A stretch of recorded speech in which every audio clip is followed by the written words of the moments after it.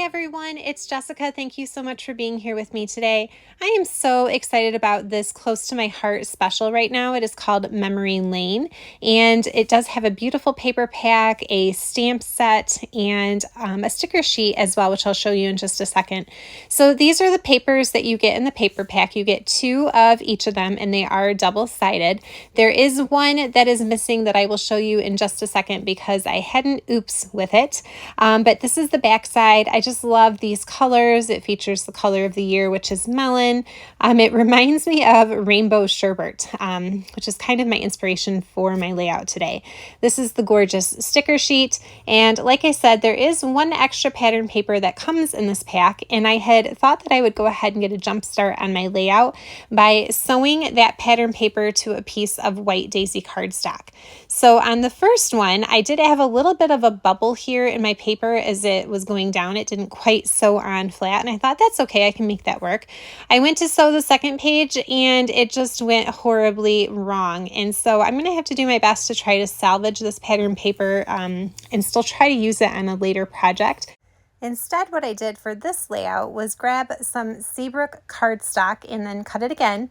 And I stitched just the Seabrook cardstock in my sewing machine. And that way I didn't have to worry about it being flat to the white daisy base page. And then I just glued that to my white background.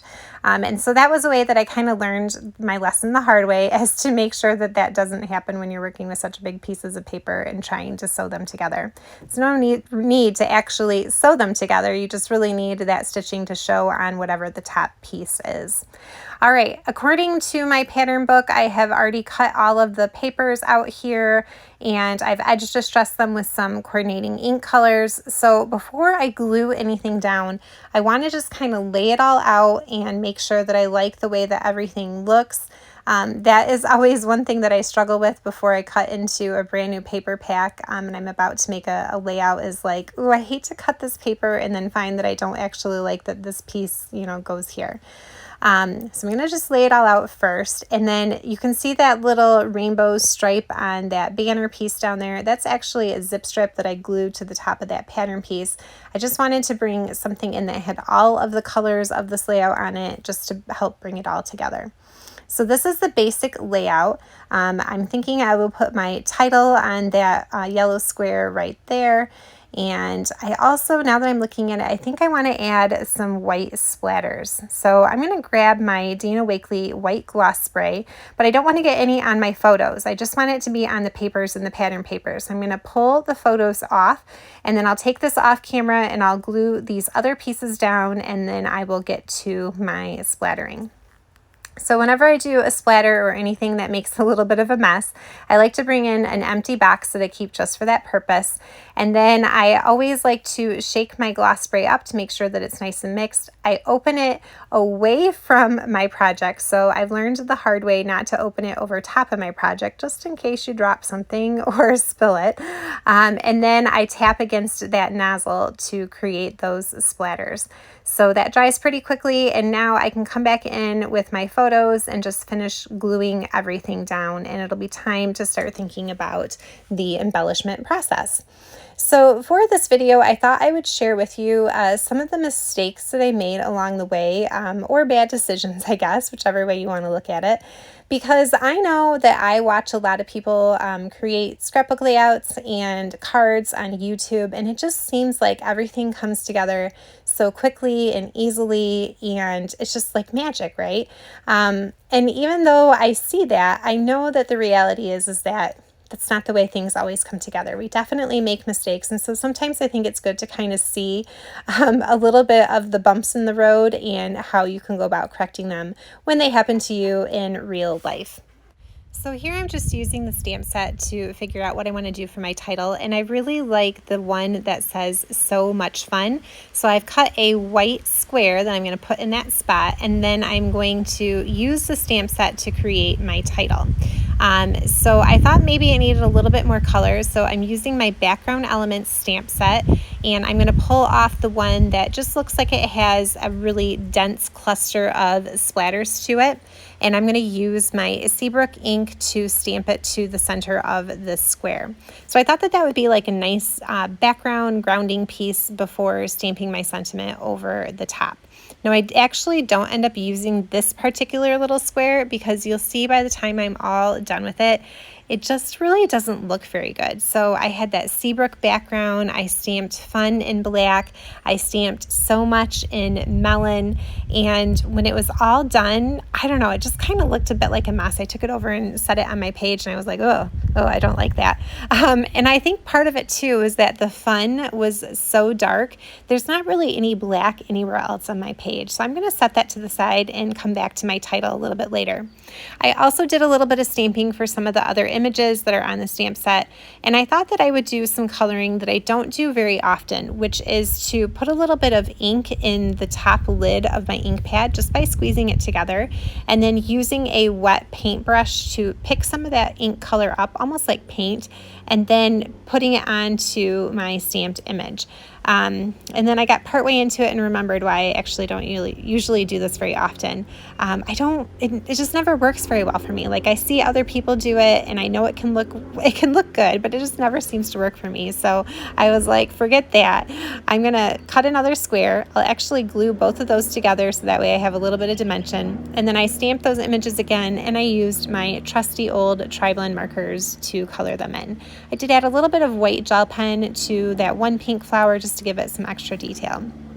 I was much happier with that coloring, although I did think it would be fun to do the other kind of coloring because it does make for a softer look.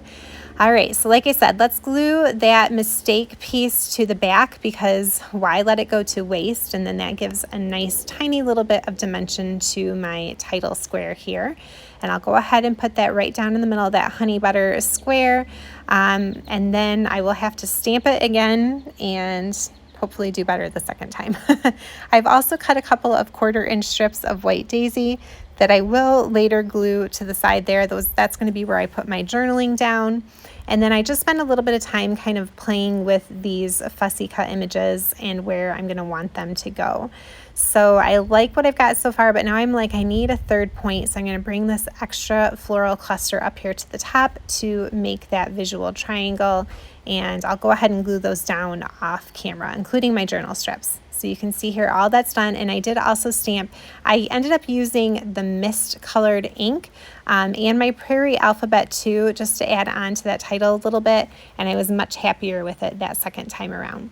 So as a trick, if ever you're nervous about maybe stamping directly onto your layout in case you do make those mistakes, something like that square are perfect because then you can just cut another one and layer over the top.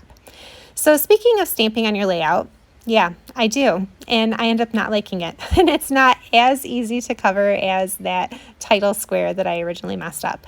So I'm using a couple of the hearts that are on that same stamp set. And I thought that I would just stamp them around where my clusters are. But then as soon as I got a couple of them down, I could tell immediately I wasn't really liking it. But I went ahead and I grabbed the smaller heart on there and I thought, well, I'll stamp this one in Seabrook. And then no, I just didn't like it. And then I was mad at myself because now what, right? How do you fix something like this?